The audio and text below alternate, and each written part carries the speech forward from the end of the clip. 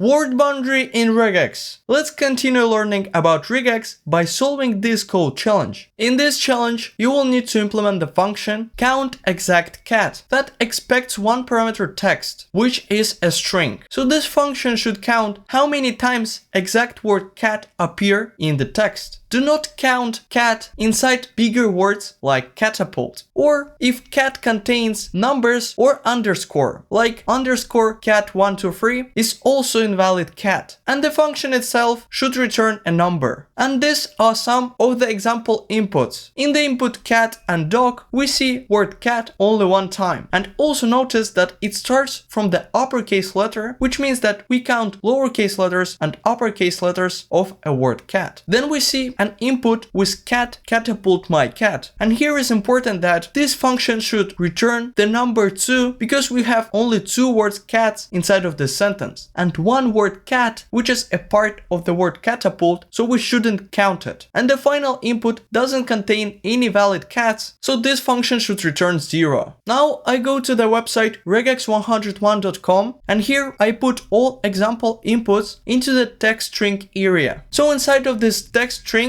we have only 3 valid cats, and your pattern should match all these 3 valid cats. And now try writing your own regex pattern, but then let's write this pattern together. So at first, let's select flags that we will use inside of this pattern.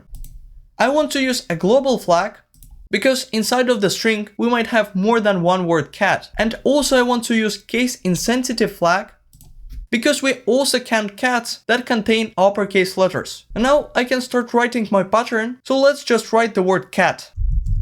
And now you exactly see the problem that we have. We select all cats inside of the string, but we also select cat inside of the catapult, and also a cat that is surrounded by underscore and numbers. How to write a filter that will not select cat that is surrounded by letters, numbers, or underscore? So at first let's add this character class here. And now you see that we select only 2 cats that are invalid. And we don't select only cat, we also select the next character after an invalid cat. Okay, but now I want to select all the remaining cats except of these 2. So let's try to use not operator. And now you see that we select only valid cats, but the problem is that we also select the next character after the cat. So eventually we select spaces and exclamation mark. And if you try to think how to write a filter that will not be included into the match itself, you will find that this is not so easy to write. But this is because you don't know about word boundaries. So now let's remove this character class, and then let's surround our cat by word boundary symbol. Now you see that we select only valid cats and we don't select any additional symbols. Let's hover over the word boundary symbol. Here you can see that it asserts position at the word boundary, and then we have quite complex regex pattern that is not so easy to understand. I think that actually it is much easier to understand what word boundary does based on the examples. So at first I add only 1 word boundary before the cat, and what it says is that we select the word cat that doesn't start from letters, numbers, or underscore. And now you can see that we still select the cat inside of the catapult. In the beginning of the cat, we don't have numbers, letters, or underscore, we have a space. But we don't select the cat that starts from underscore. And then in the same way, if I add word boundary after the cat, now it says that we select only cat that is not started or ended with letters, numbers, or underscore. And now you also see that we don't select cat inside of the catapult because after the part cat, we have a letter A. So basically word boundaries is a feature in regex that helps to solve this kind of problem when one word like cat can be a part of a bigger word like catapult. So now copy this pattern and try solving this challenge your own. But then let's solve it together. Now on the left hand side you can see the console that contains 3 times word undefined. So I'm connected to the browser and I can start solving this challenge, and as always I start from writing the pattern.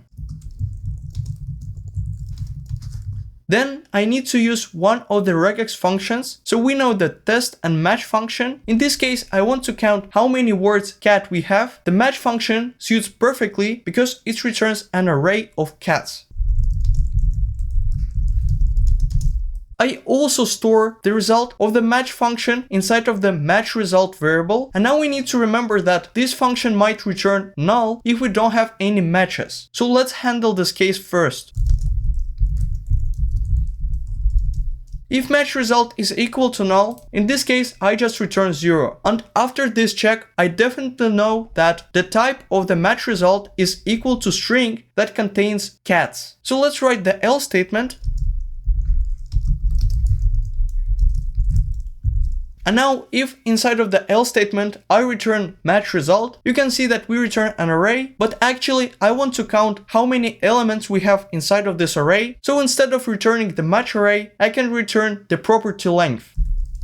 And now you can see that results in the console match with the results that we expected, which means that our function works correctly. Also, for practicing word boundary, try solving this challenge. Now you can see the description of this challenge, also the example inputs and the expected outputs. So try solving this challenge your own, and after 5 seconds I will show you my solution.